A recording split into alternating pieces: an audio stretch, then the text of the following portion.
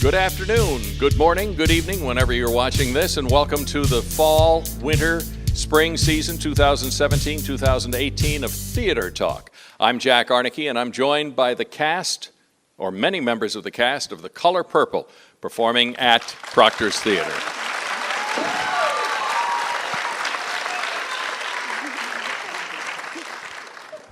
I think they like the show. We have a great audience here. We also have some young people from Oneida Middle School. Yeah. You can scream. Schenectady High. Yeah. Now this is going to be interesting. And Albany High. All right, this is a forum where the questions are open to all of you. When you ask a question, be sure and do it pretty loud because I've got old ears. And I have to repeat the questions, and then the cast members will just answer them, and we'll go until I get the hook, okay? All right, fire away. Any question anybody may have? Yes. That's a good idea, because I totally forgot that over the summer. Could the individuals please introduce themselves? Yes, I'm sorry. That's all right. Yes. Yeah. My name is Carrie Compare. I played Sophia.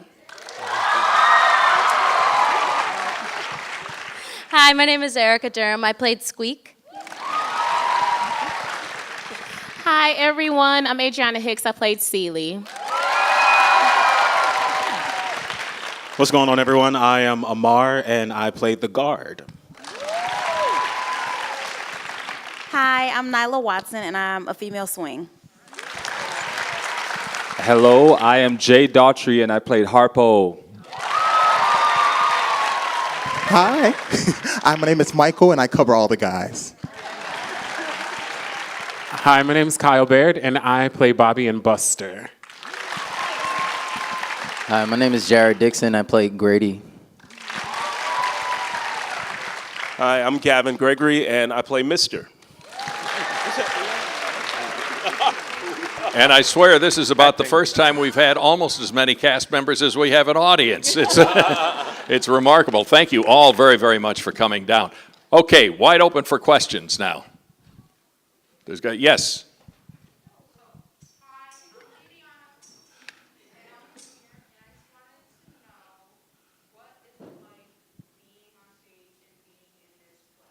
What's it like being on stage and being in this play? Don't everybody be...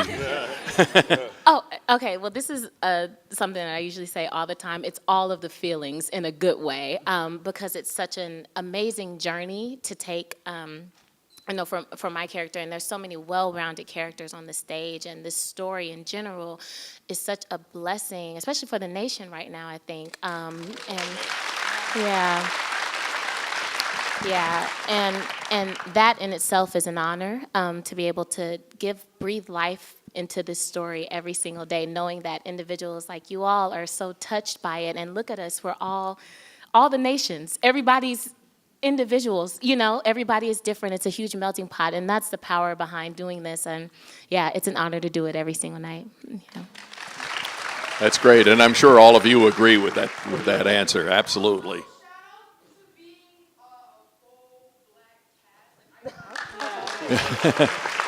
Commenting on being an entire black cast. All right, questions? Yes. Are you ever nervous on the stage? You look like you're particularly nervous. I think a lot of people are shocked by this answer from me. I get nervous for rehearsal. Like, I get nervous every time I have to go and perform anything in front of anyone. But I've learned to kind of use that to my strength.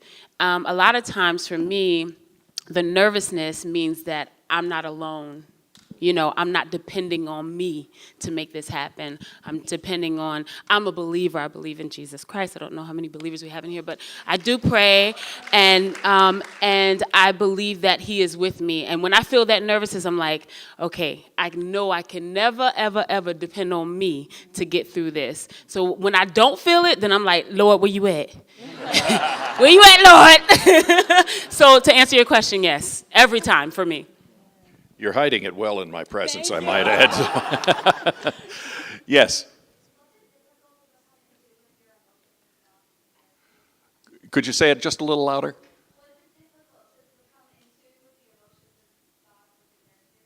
Was it difficult to become in tune with your emotions and your thoughts in your character? Yes.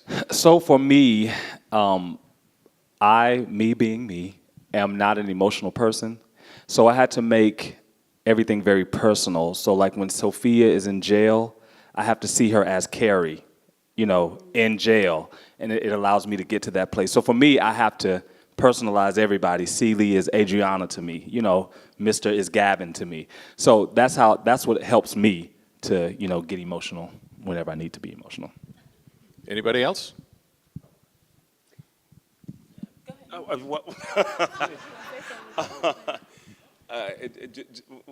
In terms of emotion? Yeah. Well, for me, I mean, playing Mr., everybody can look at Mr. and be like, oh, he's a mean guy, and, you could just, go on stage and act mean. And really, it's not about that. Mr. is, he's very complicated. He comes from being raised by a man that was a slave who ended up owning his own land, which was a big thing.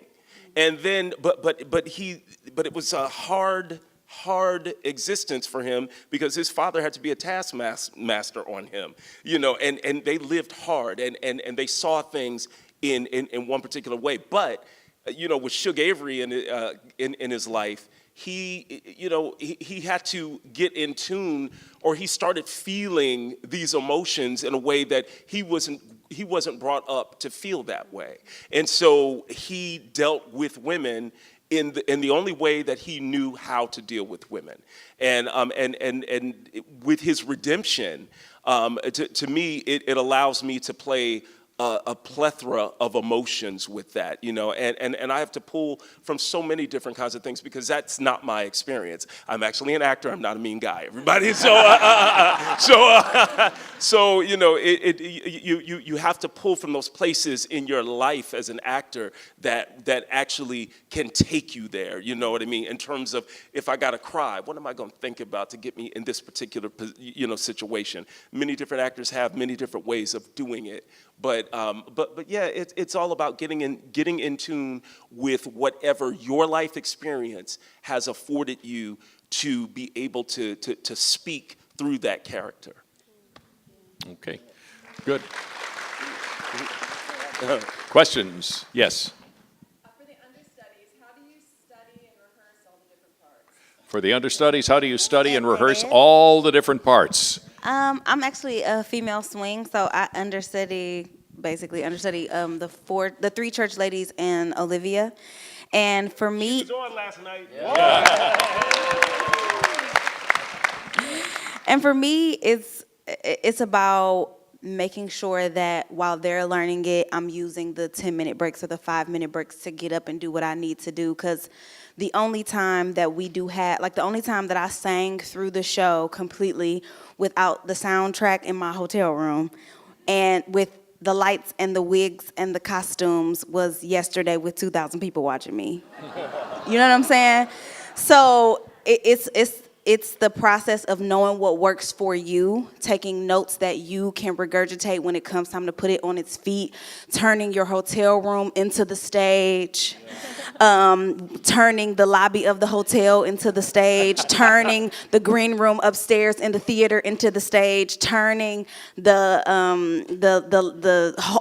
aisles in the theater into the stage, whatever you need to get you through.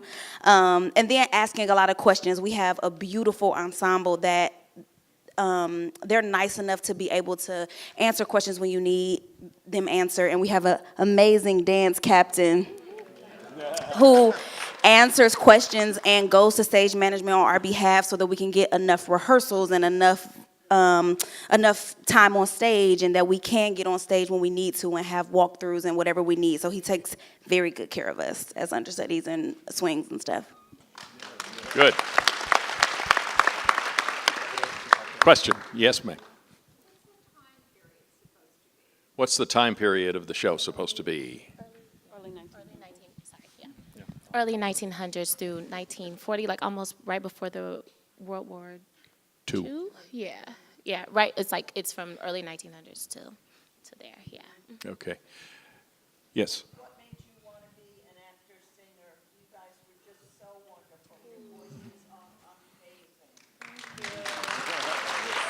What made you want to be an actor, singer? Your voices are amazing. I think for me, it's this to see how art can affect people, and that a story like this that seems very specific to one group, that it's not, that everybody sort of finds a way to relate to these people. I know that when I saw this show on Broadway, I saw myself in all of these people. I saw people in my family in all of these people. And I think art just has an incredible way of affecting us and making us think about our lives and hopefully changing something in our lives. So, yeah, talking to you guys, sort of, it really just makes this, what we do, so important. Yeah. Okay. Yes.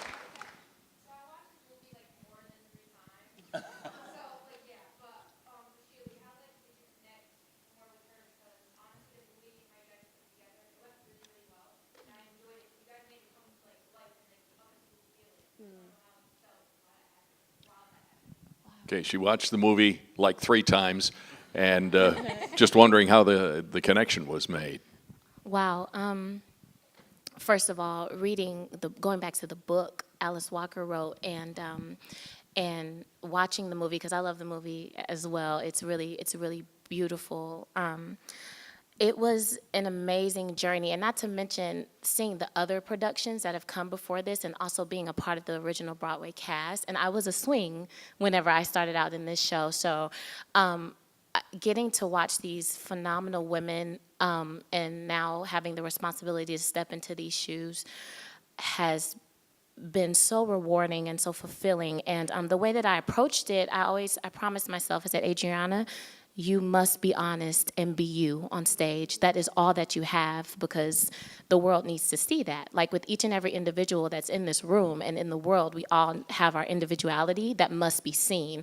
And I never wanted to rob myself of that, because like going back to God and loving the Lord, like we're all created uniquely to do what we're supposed to do in a time as this, such as this, and knowing that we were all called to be here at this moment in time, telling this story in this time, that's just really what helped me to step into these shoes and to be able to experience the show different every single day. And I'm thankful for the women who have come before me. Like without them, I wouldn't be here. The show wouldn't have been written without Alice Walker writing the book. And yeah, that's what it is. Okay. Good. Yes. Where are you all from, and what is your background? And from the looks of it, some of the backgrounds are fairly brief compared to mine. I'm from Trenton, New Jersey. I don't know if anybody knows what that is. I'm from Trenton. I'm a ghetto girl. And my background is I don't have a formal education in acting. I like to consider myself somebody that got street knowledge. I kind of got my training on the way to this place, I've been very blessed to be able to book jobs and learn on the way, So that's my background, yeah. I'm originally from right outside of Pittsburgh, Pennsylvania, in a beautiful little town called Beaver County. And I just graduated in 2016 from Penn State University.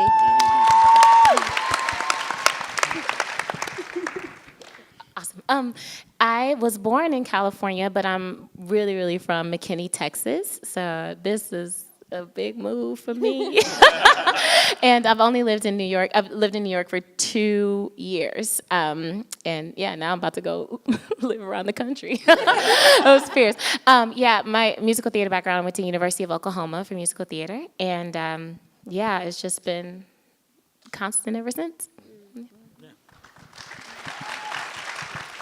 I'm originally from Atlanta, Georgia.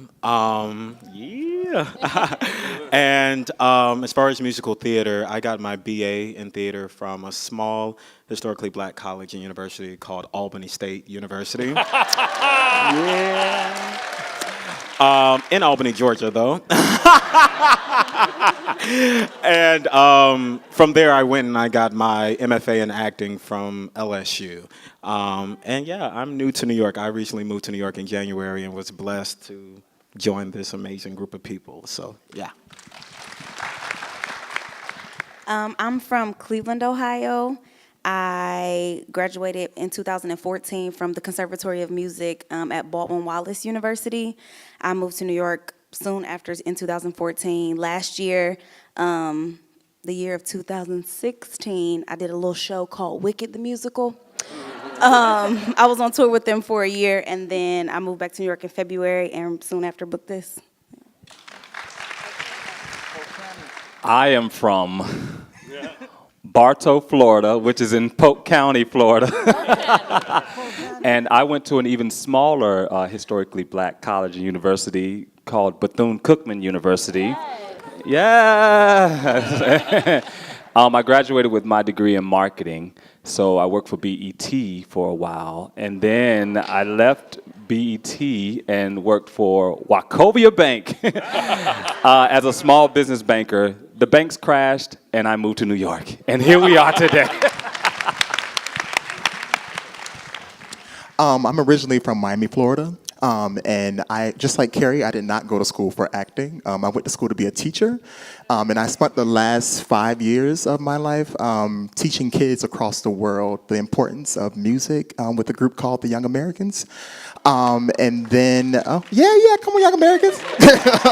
I saw a show, and the show like sparked an interest in me, and it like lit a fire in me. And I prayed to God, and I was like, God, I want to do that. I want to do that. So God just been giving me shows, and I've been trying to learn what this craft is ever since then. Yeah. He just be giving you stuff? And he doesn't charge an agent fee. I am originally from Mystic, Connecticut, which is, yeah. They got vacation homes there. I originally went to Appalachian State University in North Carolina, and then I went to the American Musical and Dramatic Academy in New York City. I'm from Queens, New York. Shout out. Holla. Like Carrie, I didn't go to college for performing arts. I studied English and Italian and got a liberal arts degree. But I did go to a little-known school called LaGuardia Performing Arts, the Fame School. And I studied music there, and I've always had a knack for acting, so I've been blessed to continue to follow that dream. I did not go to college. And God ended up putting me in so many different places.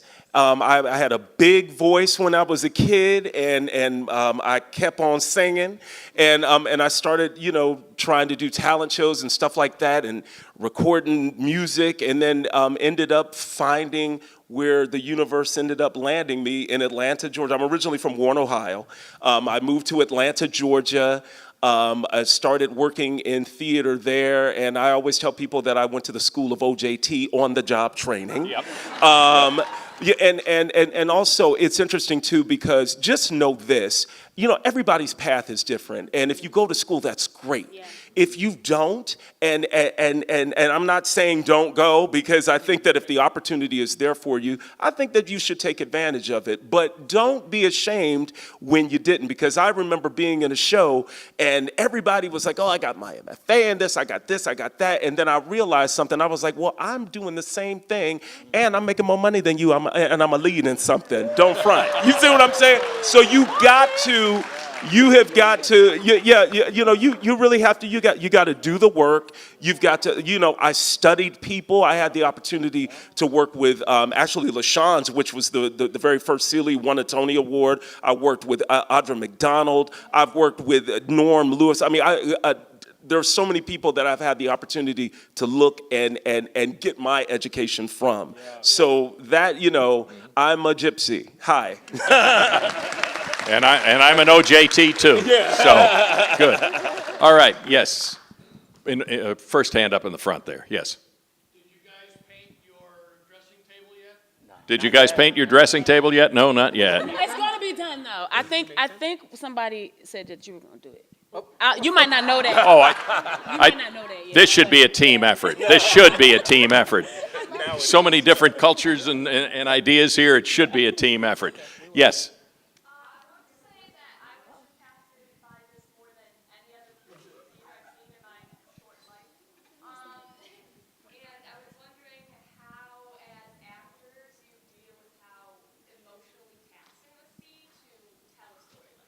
How do you, as actors, deal with how emotionally challenging and telling a story like this is? How do you deal with all the emotion you have to display? No. Honestly, to take every moment as it comes and not try to anticipate anything, because it is very heavy. I know that whenever I got to cover Celie back on Broadway, I wasn't able to really experience the emotional roller coaster as much as I am now, doing it 8 shows a week or getting into doing it 8 shows a week. And I would be able to turn it off and go watch Netflix. Be like, da, da, da. And I try to do that now, but I realize that I have to let myself go through the process, because going back to what I said before about being honest and allowing myself to feel, because I'm a very feely person. My emotions are always right there, my best friend.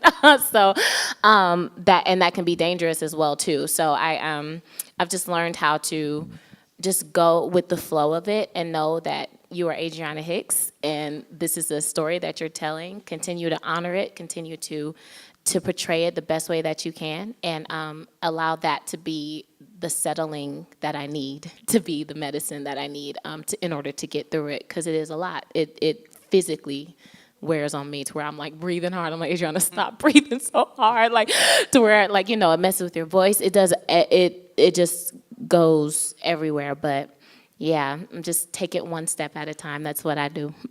And we hug a lot backstage. We do hug. Everybody gets hugs.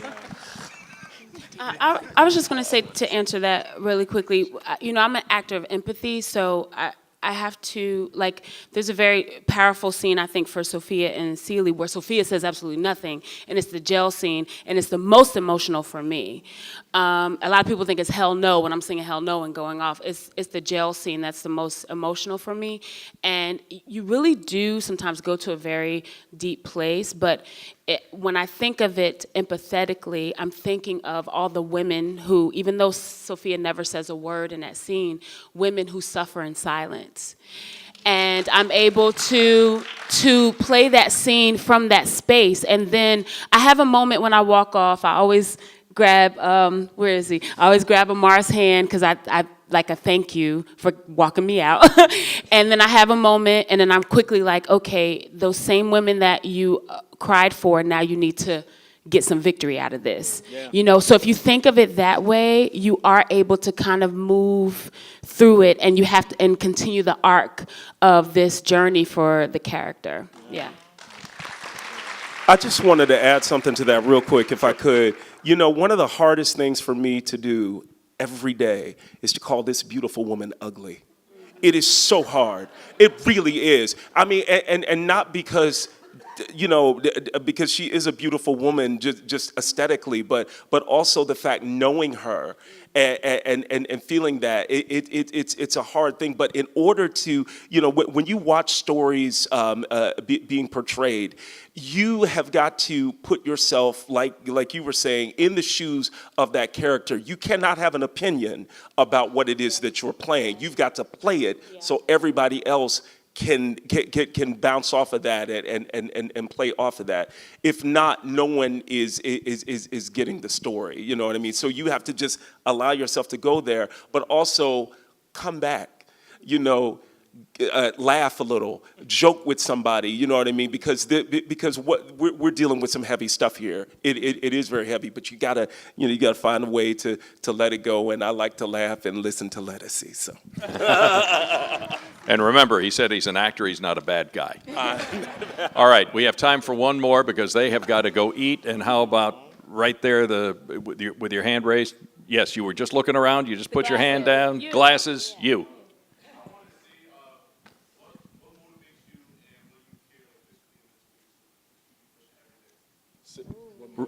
What motivates you, and what was the rest? What keeps you pushing every day? Y'all, the kids. I'm sorry. This is my answer. But no, seriously. The reason that I get on stage every day is for the stories that are to come. I was one of those kids that grew up watching people do this.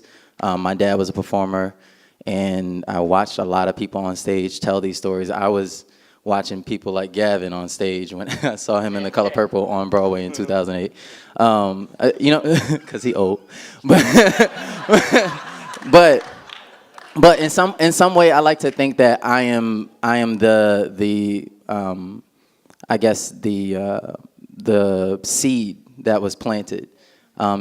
Tupac has a great quote. He says that I might not start the revolution, but I'll plant the seed in the brain that will. And I want to be the person that, if I don't start the revolution, or if I don't if I don't get to make the Tony or win the Tony or the Oscar or whatever, I hope that one of you will, or someone that has seen me perform, or someone that's seen us will. And cool. That's it. Hey. Yeah. Great, Jared. I agree with what he said. But for me personally, I'm a mama's boy. I grew up in a single-parent household, and sidebar, one of the reasons why this story is so important to me and I'm impacted by it is because I grew up in a very domestic violent household. And me and my mother, we latched on to each other because we knew that we were ride or die, you know what I mean? And so for me, as I've been blessed to progress through life, I've always kept my eye on the prize, but I've always thought of holding my mom's hand as I progress. So I don't do this for me. Like, every paycheck I get, I'm like, hey, go take care of yourself. Go do this, go do that. Because if it wasn't for her, I wouldn't be here. So, amen. Yeah. Great answer. Great answer. And I'm afraid these people have to go get a little bit of dinner because they've got a performance tonight, too, since this is after the Thursday matinee. Big round of applause for the members of the cast.